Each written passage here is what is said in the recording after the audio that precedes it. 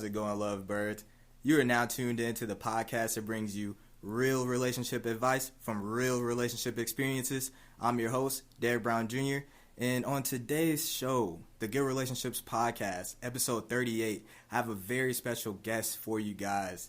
Lovebirds, I'm introducing to you music recording artist, Torrian Ball. How's it going today, brother? What's going on, brother? How you feeling, man? Feeling pretty What's good. going on, lovebirds? I appreciate you for coming out. I know you've been doing shows all week and everything, so if you could you introduce yourself to the lovebirds, a little bit about yourself, what you got going on? Definitely. What's going on, lovebirds? I go by the name of Torrian Ball, reporting live from the east side, East Moline. Born and raised, I am a viral rap artist with over 60 million views, best-selling author on Amazon. My book, Vibes Don't Lie, about relationships and social media, is available on Barnes & Noble. It's available on Amazon, books.com, anywhere. Just look up Vibes Don't Lie, Torrian Ball. You can find me on Facebook. You can find me on Twitter, IG, everything / Torrian Ball. And, yeah, man, I've got a crazy single out with Wiz Khalifa called Wings. Yeah, just a lot, man. Google the name. I promise you a lot's going to pop up. Excellent. Make sure you lovebirds Google Torrian Ball. You will appreciate his music so much and everything he has to say. I promise you, crazy value. So you know how we do. We go straight into the questions.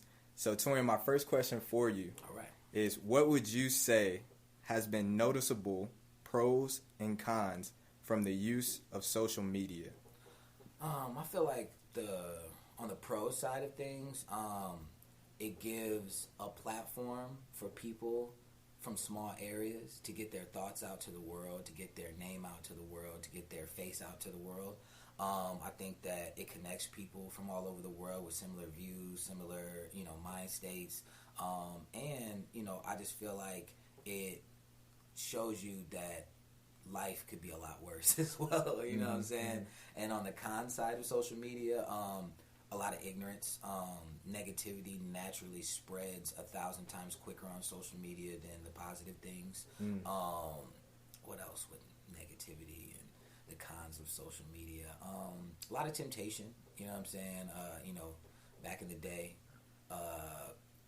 you get into it with your significant other. You guys go your separate ways, call each other later that night and say goodnight. You know what I'm saying? But now, you hop on social media and there's somebody already in your inbox. There's somebody in your inbox requests. And, there's a lot of options, you know what I'm saying? So it's, temptation in a world full of human beings where their flesh is weak is, it can get dangerous. So. Yeah, would you say that, more people are attracted to the drama and negativity on social media? Definitely. I mean, we were raised from kids to be addicted to drama, addicted to negativity, period. From the video games we played, from the movies we watched. I mean, I feel like it was almost planted like a seed into us to catch our attention. Even if you go on the news, there's nothing positive on the news. So, by the time you get to watching an hour straight of news, you'll probably be depressed. You might have to see a therapist then. So, I feel like, social media and the news are kind of like hand in hand with spreading that negativity a little bit. Man, it's crazy you say that because I know I've seen people react to there's a fight versus, there's, some good things happening over here. Oh, definitely, definitely. And another thing, too, that is really scary is that, I could leave here and get into a car accident, and be fighting for my life, and somebody would rather pull out their phone and record me rather than call the police or call an ambulance or even try to help me, period. They just pull over and record it rather than say, hey, you need some help or can I get an ambulance for you or anything of that nature. And that is really scary about social media. Because they're so drawn into it and possibly getting some views, being the first person, you know what I'm saying? One thing with social media is that people don't fact check anymore. If the lie is more entertaining than the truth, people will run with the lie because it's more entertaining. And it's very sad because, even the news, the news will run with something saying, somebody did something horrible and then find out that they never did it in the first place and won't even try to clear it up. They're just, they're so excited to be the first person with the news. You know what I mean? So, yeah, with that and social media, that is dangerous. How do you feel that social media has affected people psychologically?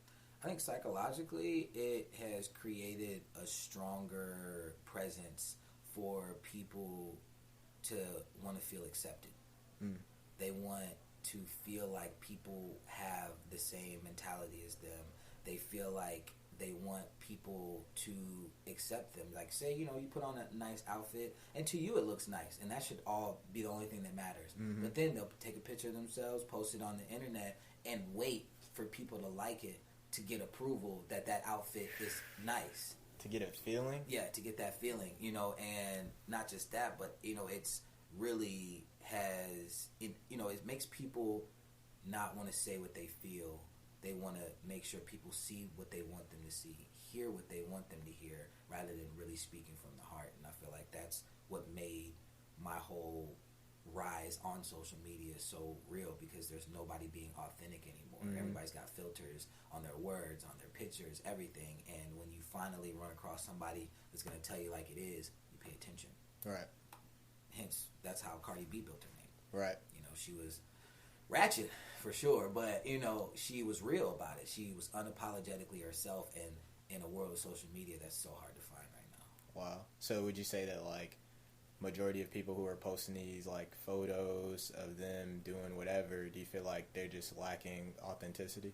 Lacking authenticity, and some people truly love themselves and really just want to spread that. And if they post a picture that they're happy and their following sees it, they're following, it makes them happy. But a lot of them are posting it with the addiction of getting a reaction, with having somebody react to it. You know what I mean? And I've met a lot of these IG models, these social media influencers, and you think like, you see their videos, you see their posts, like, oh, this person's fun, you know what I'm saying? This person's great. And you meet them, and they're the most shallowest, most, unentertaining person you could meet, and you're like, yo, I should have just left it at a like, you know what I'm saying? So, that's, it definitely has affected people psychology. And then back to what we were saying about people pulling out their phones, you know what I'm saying? Like, it's desensitized people a lot. And I don't think social media did that. I think the internet did that, because your average 11-year-old can go look up somebody getting their head blown off. Yeah. And they could see it, with no type of filters, no type of censorship. And then they get off of the internet, put their headset on, and go kill a bunch of people on a video game. Yep. It's like, what are we trying to teach our kids about the future? Yep.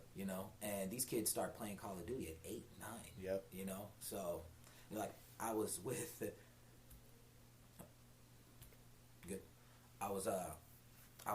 a couple of my little cousins, and I took them to the movies. I think we were watching one of the Marvel movies, and my cousins knew what type of guns they were shooting.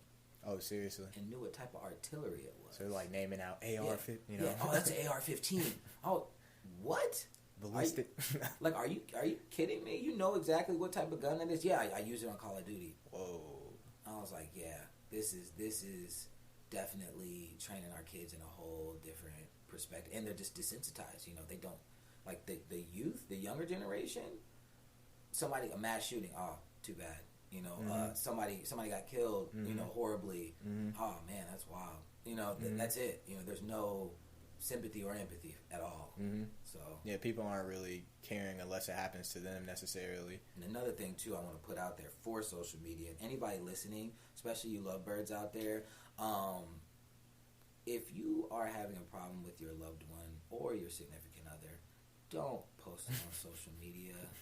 And especially, for you lady lovebirds out there, with the men ain't shit post, and then we see you guys out to dinner at Duck City or something later on, like, that is, there's nothing more embarrassing than having a fallout and then making up and then acting like nothing happened when the rest of us are sitting here using your drama for entertainment. So just a little footnote there. That's interesting.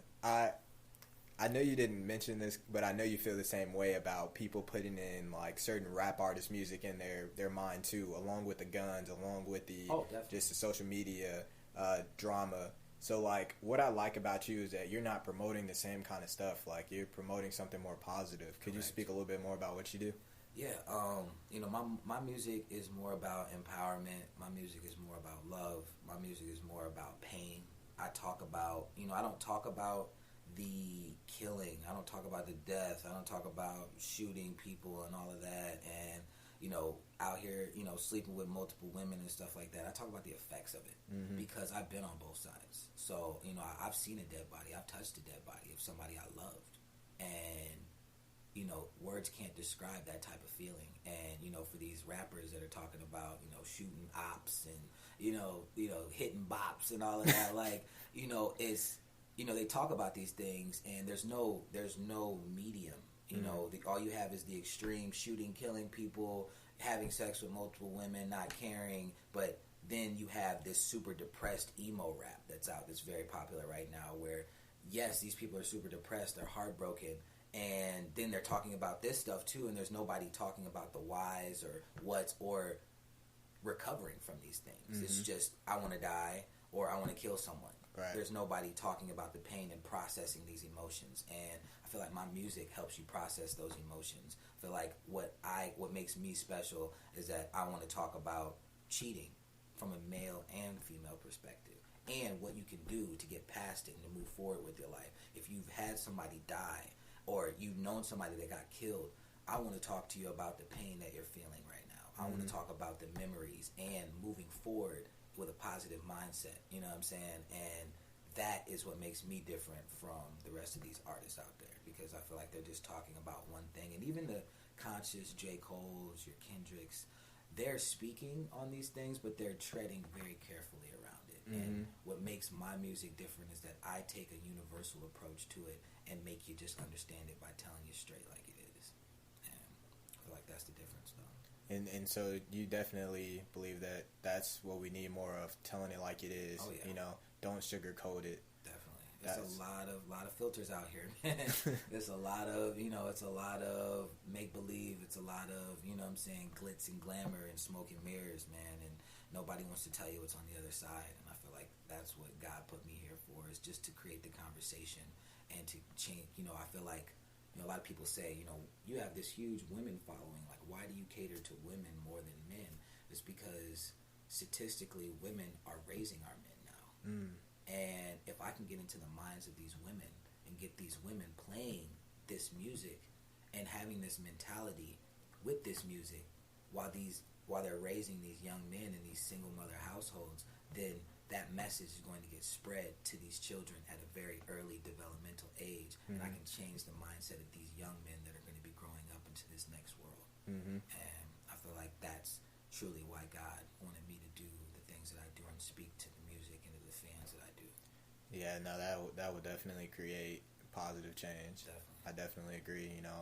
Especially working with kids who don't have father figures. Facts. And being one, I'm one myself. So my dad has been locked up in jail since I was 2 years old. Never had the chance to have a father. Never had a picture with him. Never had a birthday. None of that. And I don't necessarily fault him for that, because you're in jail. What can you do? Right. But he's always made an effort. He sent his cards. He tries to call. And things of that nature. And I respect him for that. For at least showing that much effort, because I know it was a bunch of kids I grew up around that used solely that excuse of not having a father as to why they did all of the bad things that they did, and I always wanted to be that example that said, regardless of me having a dad or not, I'm going to be the best version of myself that I can be. Right. And it's working so far. Man. Yeah, that's just amazing way you just laid all that out, and I know that there's a lot of people listening who feel the same way, for sure. I wanted to ask you, since you're talking about social media and the psychological effects, what is your opinion of dating apps such as Tinder? You got Tinder, you got Bumble, it's a lot of them out there. Dating apps, I personally tried the Tinder app, and I tried it for like a couple of weeks. And at first, dead silence. Wasn't nobody swiping left or right on me, you know. And then somebody finally swiped on me, and I was like, okay, so what is this about? Like, because all my friends from like I travel a lot, so like all my friends out of town, they're like, psh, Tinder, bro, right? Tinder, man. Right.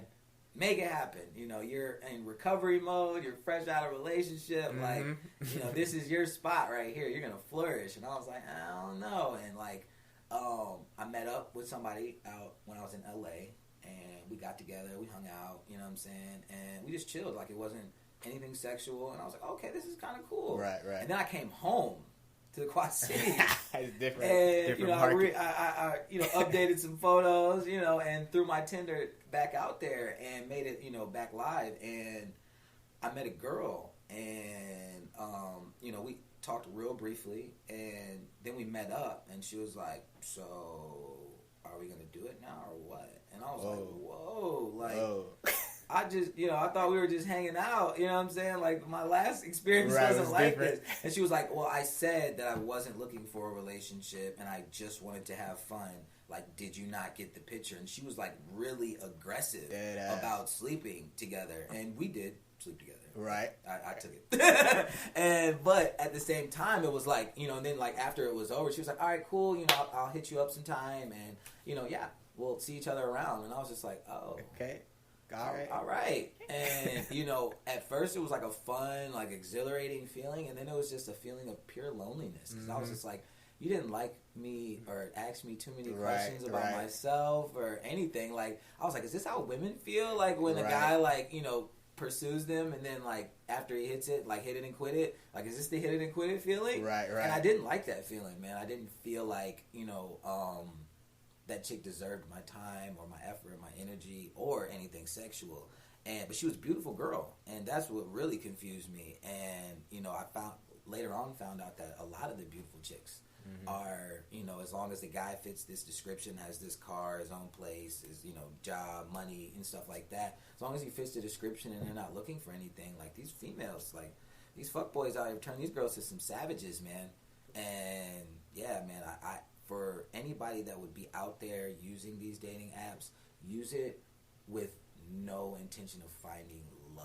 Mm-hmm. If you want to find an experience, or if you're trying to, you know, really just find yourself sexually and find somebody to explore those things with, definitely get yourself, you know, hop on one of these Tinder apps or something. But be careful, because you never know, you know, and make sure you're using protection. Please, let me stress that enough. Make sure you're using protection, because I don't know how it is in these other cities, but it's rare, very rare for females in the Quad Cities to even ask for protection, man. It's crazy. Like, they, you know, things get heated and they go straight in. And it's like, yo, man, like, that's dangerous. Like, you know what I'm saying? Very dangerous. And, you know, and then, you know, there's a lot. You know, the pregnancy rate is always high in the Quad Cities, always, you know what I mean? And it's because of dating apps and people, you know, being friends with benefits, and then shit happens. And then, you know, everybody's looking at each other like, what are we going to do now? And you don't want to be in that situation where you're creating a family with somebody you barely even know. So use protection out there, guys, if you're using those Tinder dating apps. You hear me, lovebirds? No, rewind that a couple times. They're definitely tuned in. Facts. Probably about to delete the app right now. Like, man, like, I don't know. Or re-download it. Facts. Big facts. Transitioning into cheating, because that's something that I know that we both have some passion about, just, you know, relieving that situation from people and just educating more people about it. Definitely. My question for you is, would you say that the use of social media in cheating are correlated in some way? I really went in depth on my book about this, and it's I said social media has ruined relationships, and it hasn't. But I would say that social media hasn't ruined relationships. People acting single on social media has ruined relationships. And you know, there's a lot of talking phases out here in these streets. And if you guys love birds, if you guys don't know what the talking phase is, that's when you guys are into each other and you're sleeping together, but there's no lines drawn yet. There's no loyalty, there's no exclusiveness yet. and you guys are still trying to figure out where it's going. And I feel like social media and cheating are correlated because, like I was saying earlier, people get into fights. They get in, you're going to get into disagreements with your significant other. You're passionate about this person, and you're passionate about whatever you feel. And yes, you guys are compatible, but that doesn't mean you're going to agree on everything at every single moment. You know what I mean? Especially food. We'll get back to that food. Women, your food and what you want to eat causes a lot of struggles, you know what I'm saying? And just to give you an example, like, you guys could get in an argument about what you want to eat and start arguing, things blow up, and you guys are not going out to eat now, and you're not talking, and next thing you know it, you're on social media scrolling, she's on social media scrolling, 9 times out of 10, there's already a guy in the inbox that she's not even responding to, and he's got maybe a couple prospects, you know what I'm saying, in his inbox, and once you're having that feeling like this person is making me mad, you automatically get bombarded with other options. Yep. Rather than sitting down and fixing the problem, people go and find a replacement. And it's not cheating in the talking phase, but in a relationship phase, if you go and confide into another person of the opposite sex about your problems in your relationships, you're opening a door for somebody to walk in. Because now you're creating a sense of comfort with somebody else. And creating that sense of comfort with somebody else is going to lead to cheating because of the temptation. Our flesh is weak. It is true. The Bible did not lie to us. Our flesh is very weak, and temptation is very strong. You know what I'm saying? And we'll get back to more of that a couple questions down, but I'll leave it at that right now. For sure. Then I'll definitely move on to the next question because I know I want to hear about what you got to say. Definitely. Do you believe that cheating has become more of a common and expected event in today's relationships? Most definitely. Especially through the talking phase. Like, usually in the talking phase, the female's being loyal, the male's not. And, or vice versa. It's usually one person being a lot more faithful because they see a true relationship with the person, and the other person kind of does, but kind of wants to be free. And, like I said, the lines get blurred, and I feel like it is definitely more common. I have conversations with people older than me, people my age, and people younger. And with the younger kids, they don't even take relationships serious. We're getting more into the generations where parents being married isn't even common. Parents being together isn't common. Parents liking each other isn't even common. So these kids and, these people, in my generation and younger, like, they already have it in their minds that a relationship isn't realistic. And they already have it in their minds that you're talking to somebody else, and because they grew up in social media age, they have all these options just like you do, and so they're not taking anything serious and until it gets serious, you know what I'm saying? And, that's why a lot of these young girls are getting pregnant and not caring about the dad being there or even wanting the dad to be there because they're having kids with the want of having someone to love them unconditionally because their parents didn't, because their siblings didn't, and because their significant others did. And now they have a child that they're raising that's fully dependent on them, and that's what they think love is. And it's sad. It's very, very sad, and it's a cycle that just keeps repeating over and over. And, I feel like women expect to be cheated on at least once in a relationship, no matter how long term it is. And guys, crazy. And the bad part about that is women cheat better than guys. And so, definitely. And so it's like, a guy would cheat and it'll fuck up his whole body language, his whole mentality. He'll be paranoid. He'll be acting different. And a female can cheat and go make you dinner that night. Yes. And you would have no idea. Cold-blooded. But it's because men. Oh, actually, we'll go into the next question real quick, and then we'll talk about it. I got you. All right. So, what do you feel like is your opinion of why people cheat? I feel like men cheat on impulse. I feel like men cheat physically and women cheat emotionally. That's interesting.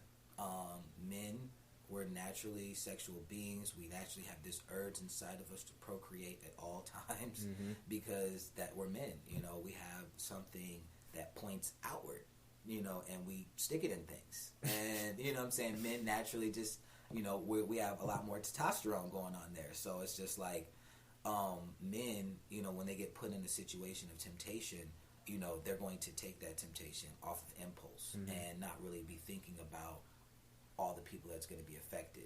Now, women cheat emotionally, and they have something that you have to put something inside of, so it's naturally going to be an internal thing for them. And I feel like women cheat most of the time out of resentment.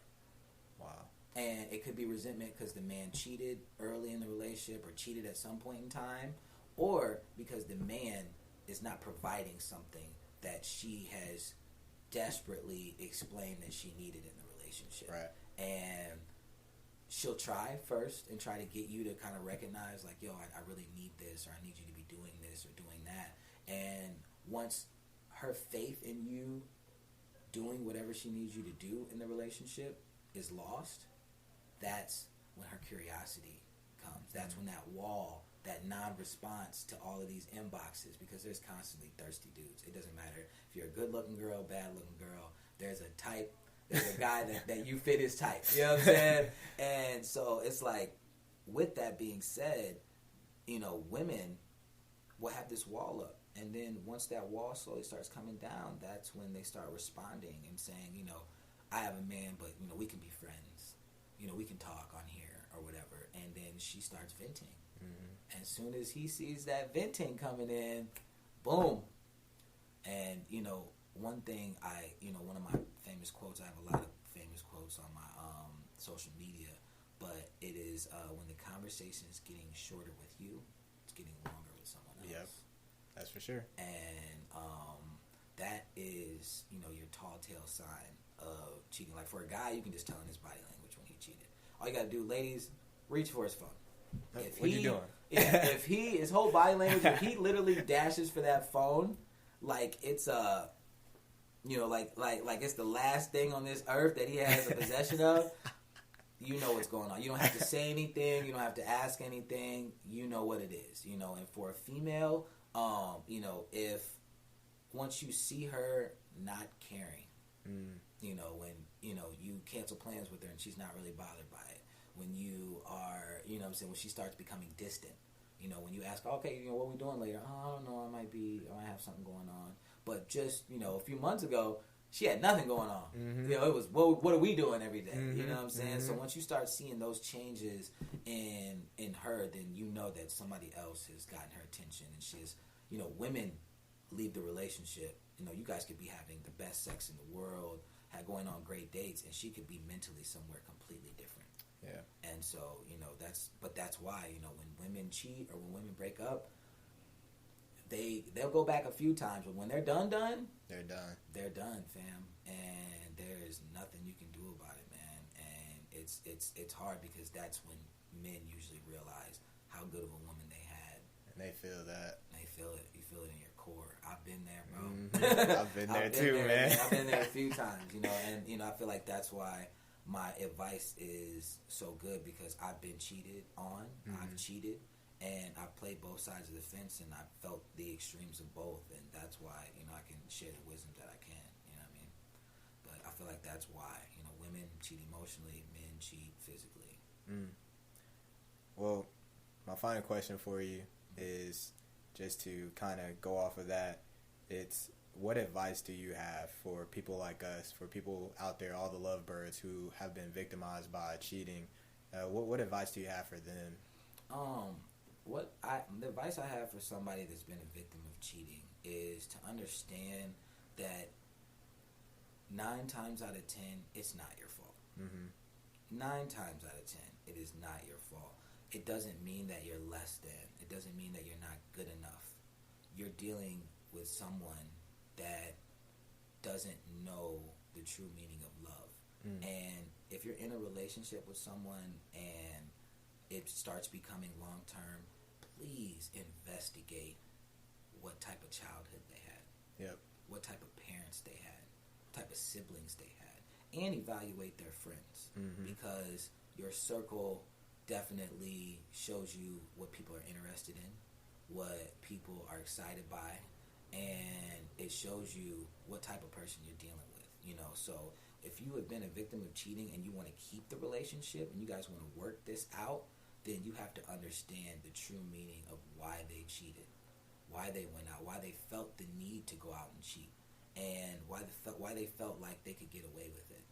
And if they came to you clean, then they want this relationship. Yep. If somebody else outside of you two came to you and told you about it, they thought that they could get away with it, and they were completely disrespecting you out the gate. So unless the person confessed about cheating that's in the relationship, I would not keep the relationship going. I would end the relationship because that person doesn't respect you. And respect goes a long way. I tell females nowadays, like, yeah, I would like for you to love me, but I would also really, really, really like for you to be loyal to me. I want loyalty at this stage in my life. Yep. The love will come through that loyalty. And I want respect. You know what I mean? And if there's not that mutual respect and loyalty, and they're not going outside of, when they're not in your presence, thinking of you and thinking of how you would react to certain things and certain behaviors, then you definitely need to leave that person alone. And a lot of people don't want to start over, and they give the person a chance, another chance, because they don't want to give that much of themselves to somebody else. But I promise you, lovebirds, I promise you that have faith in your higher power. It doesn't matter what religion you specifically are, but have faith in your higher power or the universe, that once you believe you deserve better, the universe will give you better. And you can't be scared of it. You just have to embrace that lonely time, that lonely moment of being by yourself. Yes, it sucks, but it teaches you a lot about yourself, because some people get in relationships because they're lonely and not because they truly want to have a long-lasting, growing relationship with someone. So that is my advice for people that have been a victim of cheating. I completely agree, brother. Do you have any last words for the lovebirds? Yes, I actually have a rap for them, man, about cheating. Perfect. We could do that. Let's see here. I said, men and women are deceiving. Let's have a talk about cheating. Analyze both sides and try to come to agreement that men cheat for no reason. Women cheat with a meaning. Men just want to hit. Women want to get even. When foundations get built, can't ignore them cracks in the ceiling, because when it rains, it pours and floods the entire building. There's people out here with families, homes, beautiful children that'll risk it all for the thrill that they ain't feeling. Her DMs stay flooded. They steady shooting they shot. And even though she love him, she know he fucking them thoughts. Now her flesh getting weak and them shots ain't getting blocked. When women start being distant and nigga taking your spot, men a little more reckless. We just want some affection, and after we get home, we want to go home to our blessing. I said, and if we get caught, we gonna cry and beg for acceptance and pray to God karma don't never teach us a lesson. Everybody want love, but none of us can be trusted, because we swipe our dirt under rugs and never try to discuss it. A side piece won't even speak when they in public. Turned on by the fact nobody knowing that they fucking is Torrian. Keep it 100, always give you the truth. Listen to intuition, pay attention to how they move. It won't be hard to tell when the elephant's in the room, because all that cheating shit cool until it happens to you. And please don't get it confused. The Bible gave us the proof that Eve had everything and still ate the forbidden fruit. If you don't treat her like a queen, she might cheat with a duke, because love is a dirty game when nobody plays by the rules. Lovebirds, this has been the effects of cheating in social media with music and successful recording artist Torrian Ball. Thank you so much for coming on to the Good Relationships Podcast, I appreciate you, man. I appreciate you. Shout out to the lovebirds. Lovebirds, stay blessed, not stressed. The podcast you just heard was made using Anchor.